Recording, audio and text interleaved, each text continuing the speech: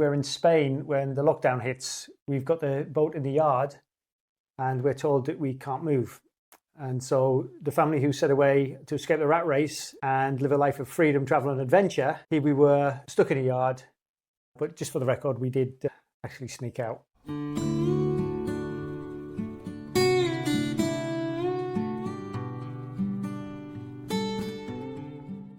Before we get into this chapter, which could be a philosophical minefield, what is your definition of freedom, practically? On just a practical level, you mean? Well, it would be being yourself. There wouldn't be anyone judging you. Freedom of expression. Yeah, there wouldn't be any constraints. Doing something like exploring, discovering, maybe on an adventure. You'd be solving problems. You choose who you're going to follow and who you're not going to follow. You'd be in charge of your own time. You'd be in control of your own destiny, I suppose. It's like living life and enjoying it fully, but you have to go through a cycle. You have to go through lots of ups and downs. I think life is inherently a struggle. I know this is getting a bit philosophical, but Schopenhauer says that life's a struggle. But I think it's a way of getting through the struggles. So that's solving problems and being exposed to different things, but dealing with it in your own way, because you can easily get someone else to do it, but then you're relying on them. So if you can solve those problems, you've done it in your way, to your best ability, you are living life to the full, and then you can enjoy it. So I don't think you can really enjoy life until you've learned how to live it. I think there are obviously restrictions. So you've got the weather, bureaucracy, and there are constraints. It leads to something new. Taking risks actually without being judged, not because you just want to take a risk, but because you have a problem you've got to solve and get through it. And then you've learned something new about yourself. So in a way, I think freedom is like a discovery of your own self, really. So freedom to express yourself with some form of resistance, but not too much resistance from the outside. I've got it on my notes here. Keep it to the practical day-to-day stuff. And you've just started talking philosophy. Well, because freedom's a big question. Which is why I'm trying to confine it a little bit. Remember in the last episode, we talked about what it was in your head as a 10-year-old, how you saw freedom and travel. Today, if you were to live your best life, say, how would today play out if you said that truly did represent freedom for me? Waking up in the morning and deciding what to do and when to do it, and being challenged along with that, or feeling like, you know, you're being challenged, or that you've achieved something and then you're getting philosophical. Having a choice, not feeling like you're stuck, really, or you're consumed in any way, thinking that's where I want to go today and that's where I'm going. And often that might be to work. So it might be to go and do a job, but you've decided you're going to do that and off you go on that path. No one's standing in your way. There will be things in your way all the time. There's traffic, there's phone calls, there's all sorts of things you have to do. Bills, emails. Yeah, I think it's that frustration not being able to get where you want to get to because of all these things that stop us, which happens to everyone all the time. So it's how you navigate your way through to get to that point where you decided you want to get to. Well, there's two aspects of freedom, isn't it? The first aspect is the freedom from. So freedom from, if you want to go to extremes, freedom from tyranny and pain and things that stop you living your best life. And then the freedom to, so the freedom to create, to travel, to express. And I think you've got to differentiate between those two. Freedom in an oppressive society would mean freedom from.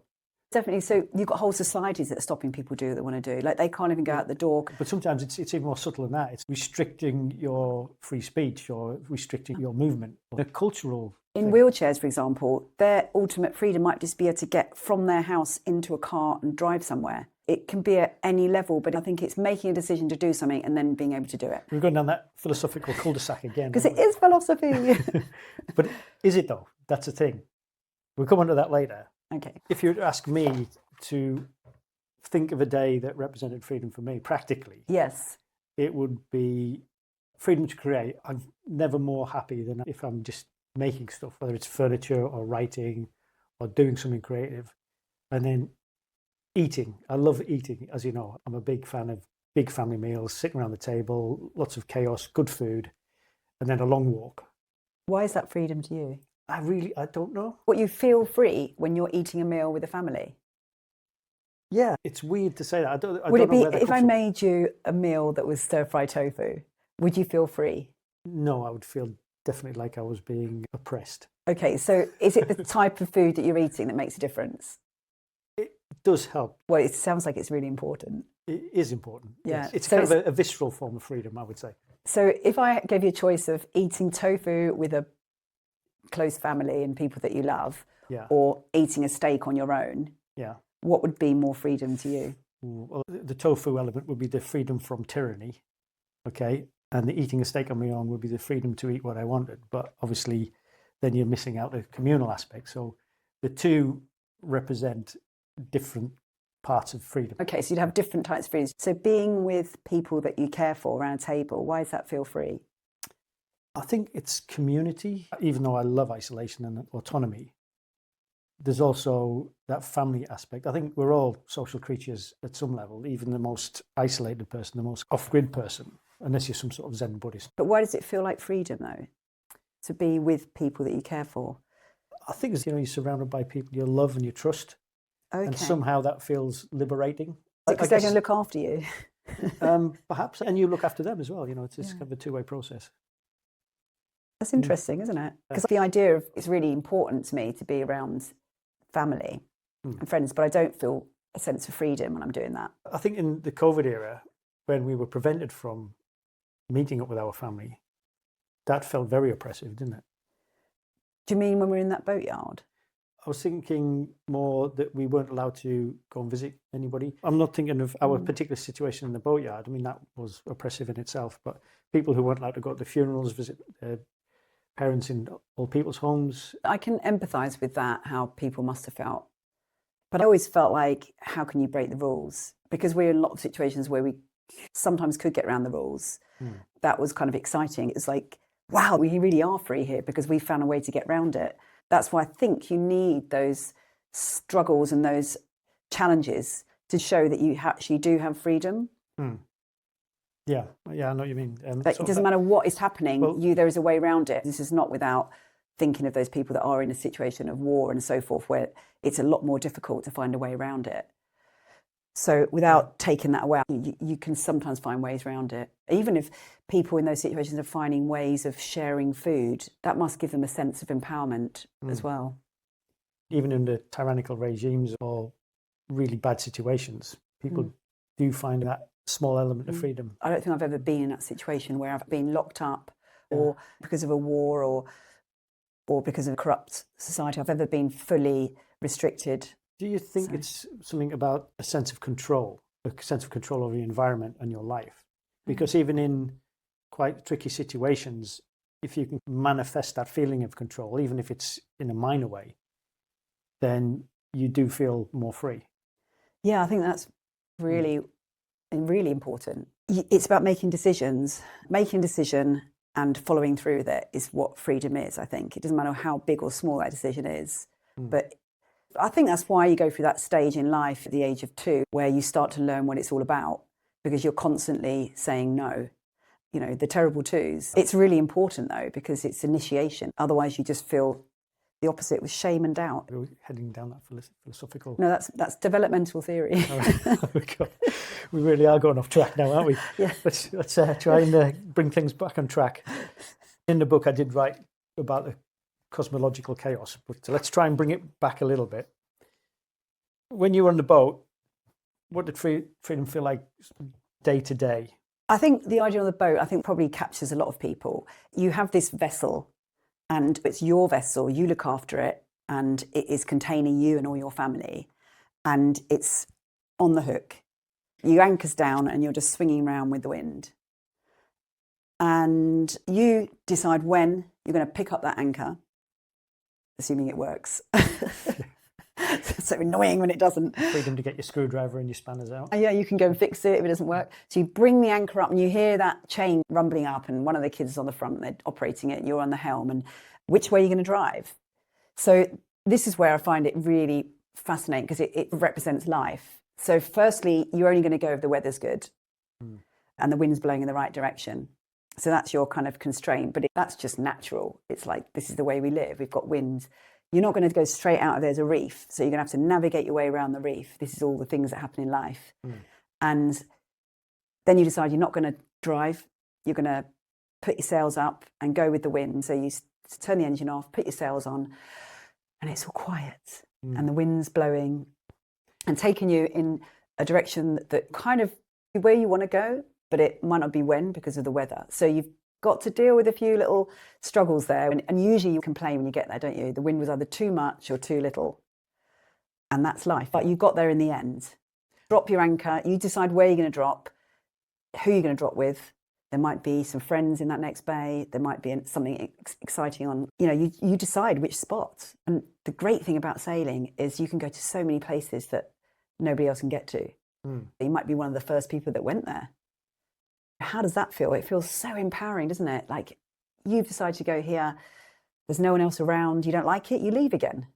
You're just constantly making decisions and deciding where you're going to be and what you're going to do.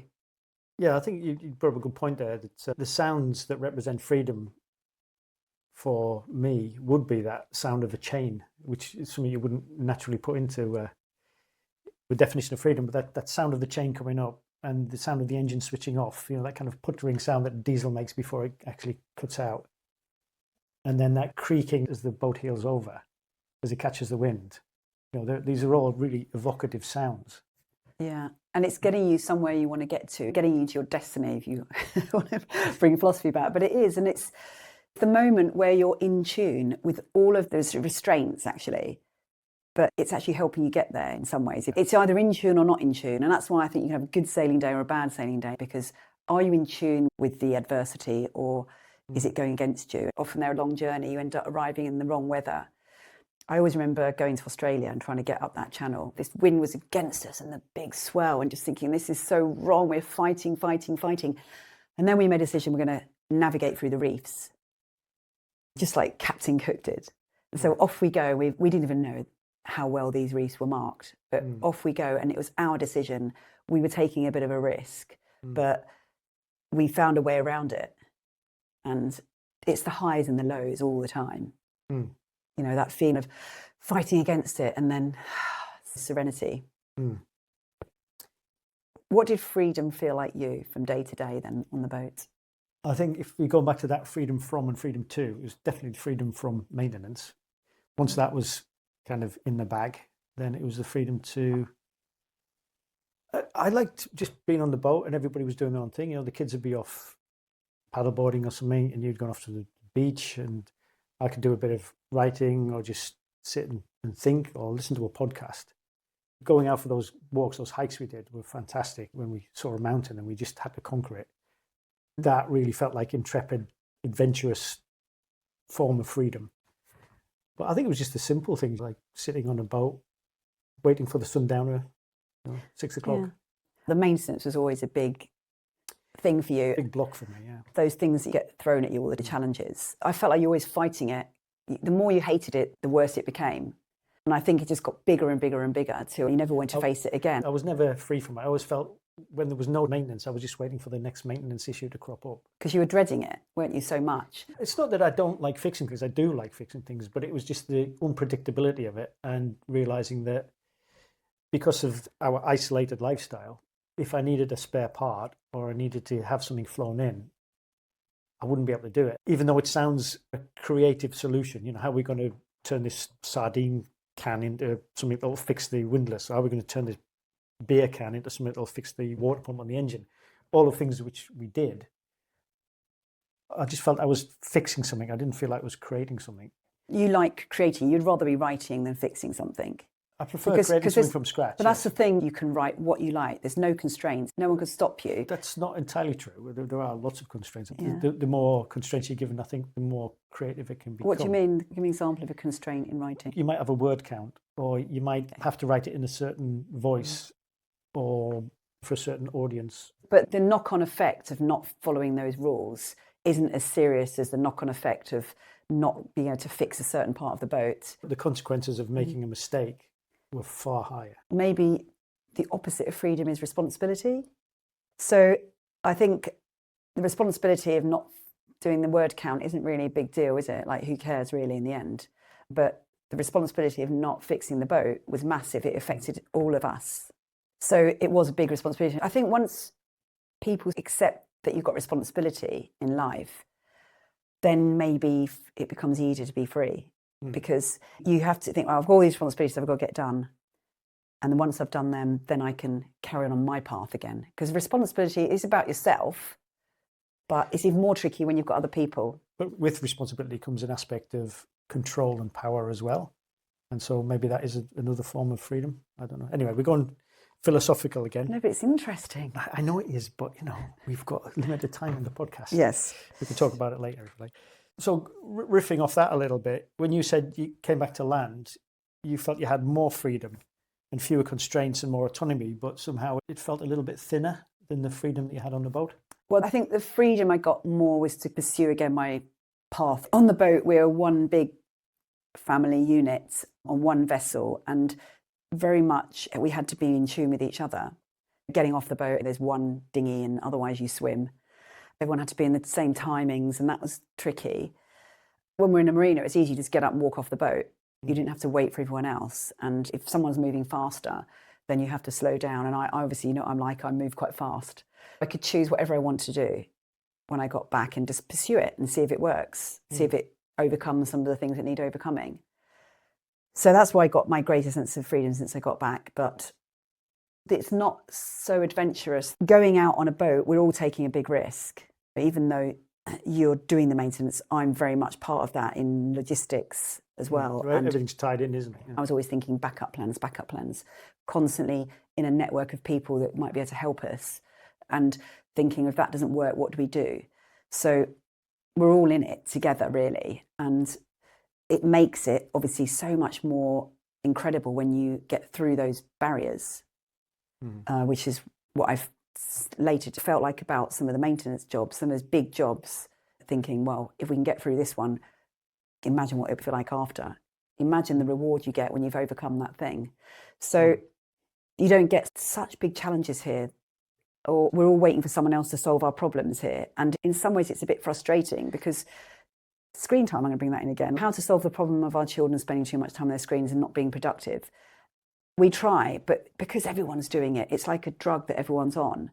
And we need someone, because we're in this massive society, we need other people to solve those problems, because it creates a rift in the family. Because, well, my friends are doing this, my friends' families are doing that.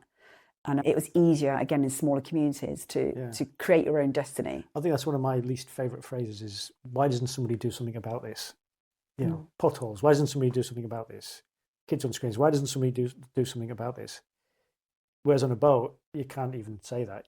Why doesn't somebody do something about this broken furlough? It'd be funny, wouldn't it? Yeah. You sit there and go, why isn't anyone coming around? And then you just sit there and you just get really huffy about it and don't go anywhere. Yeah. You just have to do it. Yeah. So you solve problems all the time, and here the problems just seem so ridiculous as well. They seem like they're not really big problems that we've got to solve, but they do become big problems. That brings back to the whole thing of what is the point in it all here? Where's the meaning? Because we're all getting worried and trying to solve these small problems, but I don't know whether it's too easy to get to your destiny here or not. For some reason, it seems all diluted. I think freedom is something you have or something that you do. I think on a boat it's something you do, isn't it? Freedom is something that you have to work towards. And you decide what your freedom is going to be. Everyone's got a different desire. Yeah. They want to get to a different point. Some people, as I said, might just want to get up and be able to get out of the house once a day. Yeah. And they feel free doing that. You decide what your freedom is going to be. What would be freedom to you? Well, that brings us back onto the lockdown during COVID when we were in that Spanish boatyard. And Spain had the strictest lockdown of anywhere in Europe. And we were stuck on a boat. We weren't allowed to leave the boat. We had no sanitation. We had 3 kids. How did that feel? This is really interesting. There was this challenge when they tried to shut the utilities, and I got quite angry with the marina. They got quite shouty, didn't they? You wake up in the morning and you need to go to the loo. Obviously, that's a restriction of freedom. You can't even go to the toilet. Well, you're not even technically allowed to leave your boat. I found it fascinating because there was another guy in the yard somewhere on his boat. Because after everyone left, all the people started leaving all their bags of food, didn't they, under our boat. When I discovered that there was one guy, an Italian guy, hiding on his boat in the other side of the yard, and then we discovered the Russian family, and then we also discovered when they patrolled on the police cars, and we discovered they wouldn't see us inside the yard, I suddenly felt like we had this element of freedom inside this yard. We actually learned lines of sight, didn't we, from different areas of the road. So if the patrol car was in a certain area of the road, they could see. And we had the kids on walkie-talkies. In a way, it was kind of quite apocalyptic, but in other ways, as a family, it was quite exciting.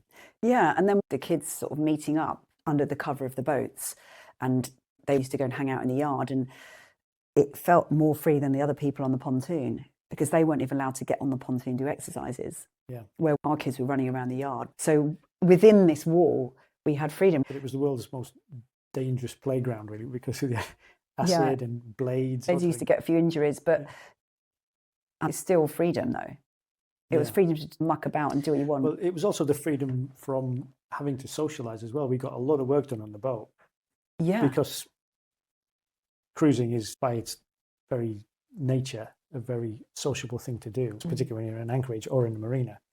But because we weren't allowed to do that, we had then the freedom to basically fix the boat. Yeah, but then we did decide sometimes to go and sneak out to our friend's boat. And that, again, felt freedom. They say agency. You have agency, don't you? Let's go back to that control thing again. If you can just get that little bit of control or agency, like you say, particularly if you've taken it for yourself. But even that strange rule they had, that they decided that children had been kept inside their houses for 6 weeks or more. 7, I think it was. And it was not good. This was funny. There was a poster that said you had to run or jump or skip or hop. You were not allowed on scooters and you're not allowed in your mum's car. And you had to go out only 1 adult per 2 child.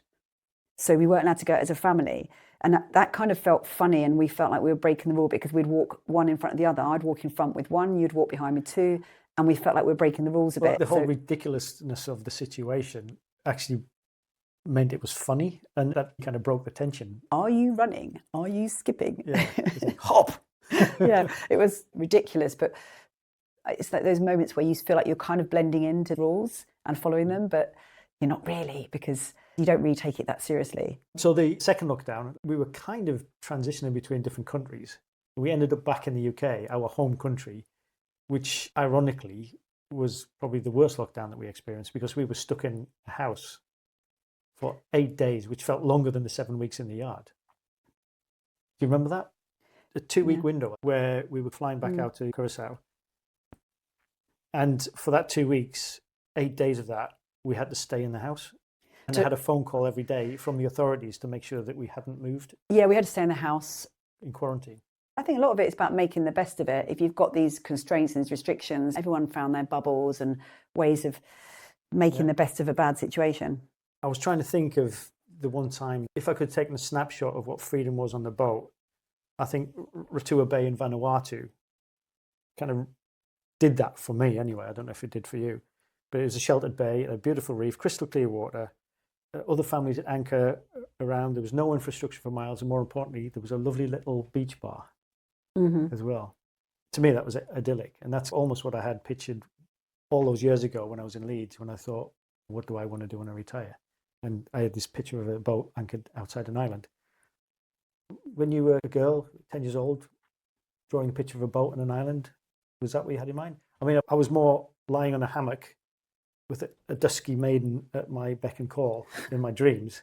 It wasn't a wife telling me to fix the water pump again. Kind of, yeah.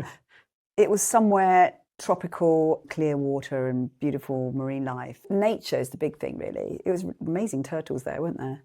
Oh, incredible. The only other place that came close, I think, was the San Blas Islands in Panama. Oh, when I think of that, though, I have lots of images of places we went that were like the image I remembered. There were so many in Indonesia, Raja Ampat and Turtle Cove and Maldives and places around Australia and the East Coast, even the French Polynesia and in the Marquesas.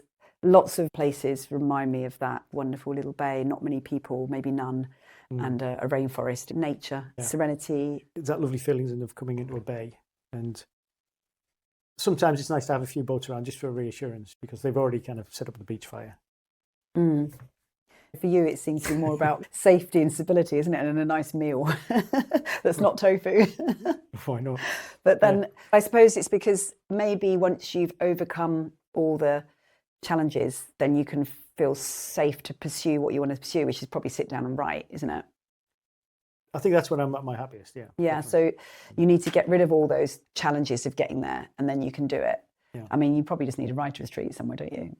That'd be nice. Yeah. But on an island with a nice restaurant. Yeah. For me, it's kind of nice, but then I want to get up and go again, and I want to go and find somewhere else because I'm kind of bored of that. And now it's just the same. Stability is good, but I just need constantly to have those challenges so I can get through to the next feeling of wow. You like the fluidity and movement, and I like space and And a picnic lunch. And yes. You remind me of a Hobbit, really. Like it's actually the Hobbit, isn't it? Lord of the Rings, and he was quite happy in his little house, and then he had to go off on this adventure. Didn't really want to go on. Well, it's the perfect hero's journey, isn't it? Because you've got Bilbo Baggins, who's resistant to the adventure, but he has to go on it anyway, like a quest. And then he goes off, does his thing, comes back, and then he passes on that sense of wonder and adventure to the next generation. If you don't know about Lord of the Rings, it's going to mean nothing to you. But then he passes it on to Frodo, who then has his own sense of resistance and then goes off and has an adventure as well. But it's that returning to home as well. It's the Odysseus story, coming back home and realizing that that is the important thing, but you can't appreciate it and you don't have that sense of gratitude unless you've faced adversity as well and seen the world and brought that wisdom back to your community. It goes back to that same thing. You can't really live life for full until you've seen the other side. And you can't be ready, I know it sounds very philosophical now, but you can't be ready to finish your life until you've actually lived your life. It's a bit of a struggle, really, because you can't just sit down and have a meal all your life. You have to go out and do something so you can appreciate those things. That sense of gratitude of what's come before, and then passing on that sense of gratitude to the next generation and instill in them that sense of custodianship, because our freedoms don't just fall out of thin air. People in the past have fought quite hard and gone through a lot of hardship to get there. People have responsibility to think about how do we get to these points. We have responsibility for our kids to give them choices. Choice is a good and word. So, the more choices we can give them, the more freedom they get in a way, because they can find something that actually fits with them. I think bringing up kids is a really good example. We want to try and give them as many choices as possible. So they have that sort of freedom. And some people have a lot of money and they can give them more choices through money. But if you haven't, it's even more difficult for you. In a Western society, I think money does equate to freedom. Well, certainly the lack of money does cut down your choices quite severely. And this is why I think you go to poorer countries and they go, well, everyone just seems so happy and they have so little. And actually it's because they're not restricted by how much money they have, because they find freedom in the smallest of things and fun. They can get up in the morning and it just probably is a walk down to the beach and they've achieved what they need to achieve. So they feel quite free in doing that. Well, we've got lots of barriers to get to the beach in this country. Number one is the weather and the traffic and how much time you have. That's another thing I found when we got back. We're very busy doing a lot of stuff here. No one really has any time to enjoy that sense of freedom. You could make time. We try to have apps and ways of trying to give us time to enjoy things, but it's quite attractive, isn't it? Like you could earn more money and that will give you more freedom, but you get into this vicious cycle. People fly all the way across the other world to go and find that ultimate beach. Oh, actually the northeast, they've got lovely beaches, it's just not so warm. Yeah, that Northumbrian coast, beautiful. Okay, let's start wrapping up. One of my big heroes is Orwell, and I always thought his hero's journey, his life actually, was fascinating, and in some ways it kind of reflects the way I feel about it. In his younger days, he went to Spain and he literally fought fascism. He took a bullet for freedom, and yet towards the end of his life, he was asked what freedom meant to him, and he said it was a quiet walk to the pub, a pint, a cigarette, and a flirt with the barmaid. It was a very, very simple definition of freedom, and I think I've almost done that as well. My definition of freedom was to be out there in the world, autonomy, off-grid, living a life of freedom, travel and adventure. But actually, when you asked me at the beginning what I pictured freedom now, it's a very simple definition. Yeah, but maybe you wouldn't have felt that if you hadn't done that first, and nor would Orwell. That's right. Because you've done a real big thing. I kind of feel like that as well. I've done a massive thing. Sailing around the world has been massive. And, okay, some people don't need to sail around the world to feel that sense of freedom. I've come back different. I feel a lot more enlightened by things. Do you feel calmer? Yeah, I think I do feel calmer. Calmer, but not calmer. I have a lot of energy, even more than I did maybe before. But I feel more happy. I'm a lot more time for things in a weird sort of way, because I've got something big out of my system. And I felt like I had to do a lot to get there. Yeah. There's a lot of work, but now I don't feel like I have to do so much work. But then I'm also doing things that challenge me in a slightly different way. I know at the beginning I said I didn't want to go down a philosophical cul-de-sac, really. But we have. You've done a philosophy degree. I have. Which I thought would make this episode quite exciting and quite interesting, let's say. So one of my favourite definitions of freedom is Stuart Mills's definition that the freedom to swing my fists ends at the tip of your nose, meaning that everybody should be allowed to do what they want as long as they don't harm anybody else. So that's why it's known as the harm principle, I guess. Yeah. What do you think about that definition of freedom? Yeah, that kind of reminds me of Buddhist philosophy, really. You go through lots of different scenes in your life, but ultimately you want to try and do the least harm. Each thing you do should be trying to do the least harm to another person. You could easily imagine if everyone was just pursuing their own thing, it could create a lot of chaos. When we do have these conflicts, it's because somebody's pursuing what they want and doing a lot of harm to someone else. So, but then it gets into the whole idea of moral philosophy. And it gets political as well, because when you start talking about freedom of speech, if I say something that you find offensive, have I got a right to say it? Difficult one, really. Let's not go down that road. Let's go completely different podcast. The freedom not to let it affect you. You can just go, I don't agree with that. I agree to disagree. We do that a lot, don't we? We do agree to disagree. I agree to disagree with that. Yes, I can disagree with that, yes. So, yeah, I think in conclusion, how you live your life demonstrates what your philosophy on freedom is. For us, it's freedom, travel, adventure. And for me, creativity. For you, it's more fluidity and more movement. I think that's a good place to end, because I think next time I'm going to go into mindset. We'll go from this more philosophical argument about how can we put that into practice. Yeah. Yeah? Should we do that? Okay. Okay, cool. That's the pod. Bye. See you next week. Bye.